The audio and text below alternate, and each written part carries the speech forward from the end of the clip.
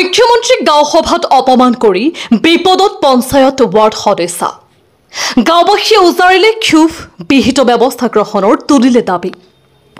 জুৰিয়াৰ ঢিংবৰী চাপৰি গাঁও পঞ্চায়তত সংঘটিত হৈছে এই ঘটনা গান্ধী জয়ন্তীৰ দিনা পঞ্চায়তত অনুষ্ঠিত গাঁও সভাত সভাপতি সম্পাদকৰ সন্মুখতে মুখ্যমন্ত্ৰীক লৈ অপমানসূচক মন্তব্য কৰি গালি গালাজ পাৰে পঞ্চায়তৰ ৯ নং ৱাৰ্ড সদস্য আফৰোজা আমিনে ৰাইজে বাধা আৰোপ কৰাত ৰাইজৰ বাধা নামানি ৱাৰ্ড সদস্যগৰাকীৰ লগতে তেখেতৰ পিতৃও একেই অপমানসূচক মন্তব্য কৰে কেৱল ইমানেই নহয় বিজেপি কৰ্মীক পঞ্চায়তত নাহিবলৈও ভাবুকি প্ৰদান কৰাৰ অভিযোগ যাৰ পৰিপ্ৰেক্ষিতত জাঙুৰ খাই উঠিছে সভাত উপস্থিত ৰাইজ ঘটনা সন্দৰ্ভত জুৰিয়া উন্নয়ন খণ্ডৰ খণ্ড উন্নয়ন বিষয়াৰ জৰিয়তে লিখিত অভিযোগ দাখিল কৰে সভাত উপস্থিত ৰাইজে আমাৰ ওচৰত কিছু মন্তব্য আছে শুনাই ল'ব বিচাৰিছো হয় এই ৯ নম্বৰ ৱাৰ্ড সদস্য আফৰোজা আমিন তেওঁৰ পিতৃ এই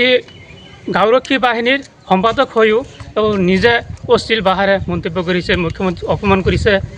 ৰাইজৰ বাধা নামানে নেকি ৰাইজৰ বাধা নামানে ৰাইজে বহুত কৈছে তথাপিও নামানে আৰু এই জিপি ছেক্ৰেটাৰীও কৈছে তথাপিও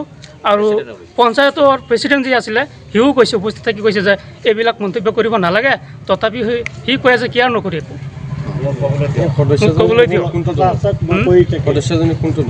কংগ্ৰেছৰ চাপৰত আছে মানে তেওঁ কাৰো কথাই নুশুনে আমাৰ 2 অক্টোবৰ তাৰিখে যিটো গান্ধী জয়ন্তীৰ সভা আছিলে সেই গাঁও সভাত আমাৰ 9 নম্বৰৰ এজন সদস্যনী আফৰোজা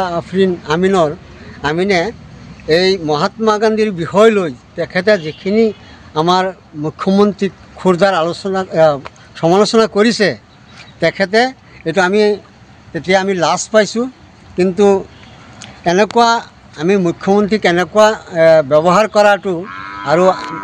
অশ্লীল বক্তব্য দিয়াটো আমি মোটেও ভাল পোৱা নাই এইটো আমি ধিক্ষাৰ জনাইছোঁ ইয়াৰ উচিত তদন্ত লাগে এনেকুৱা মুখ্যমন্ত্ৰী আমি অসমত আজিলৈকে পোৱা নাই সেইজন মুখ্যমন্ত্ৰীক তেখেতে এজন ৱাৰ্ড মেম্বাৰ হৈ পেলাই যে অপমান কৰিছে এইটো আমাৰ গাত লাগিছে গতিকে আমি এজন বুথ 6 নম্বৰ ৱাৰ্ডৰ বুথ সভাপতি হৈ মই এইটো ধিক্ষাৰ জনাইছোঁ এইটো উচিত বিচাৰ লাগিব সেই গাঁও সভাত কি আপোনালোক নাছিল নেকি বাধা দিয়া নাছিল নেকি ৰাইজে বাধা দিয়াৰ সত্ত্বেও তেওঁ বাধা মানা নাই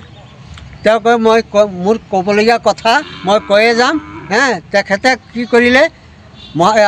নাথুৰাম গডছৰ লগত মুখ্যমন্ত্ৰীক তুলনা কৰিছে এইটো আমাৰ বিচাৰ লাগিব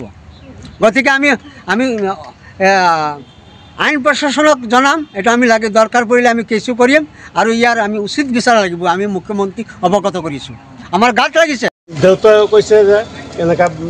হেৰি কৰিছে কৈছে আমাৰ ক'ব লগা আছে মই কৈ যাম কিন্তু মানুহ ৰাইজৰ কথা আমি নামানো আমি মুখ্যমন্ত্ৰী কেনেকৈ কৈ যাম এইটো আফৰোজা আমিন বুলি কয় মেম্বাৰ ৱাৰ্ড মেম্বাৰ হয় নুৰামুনৰ যি হয় মানে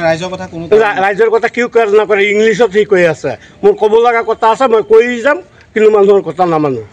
এনেকুৱা কৈছে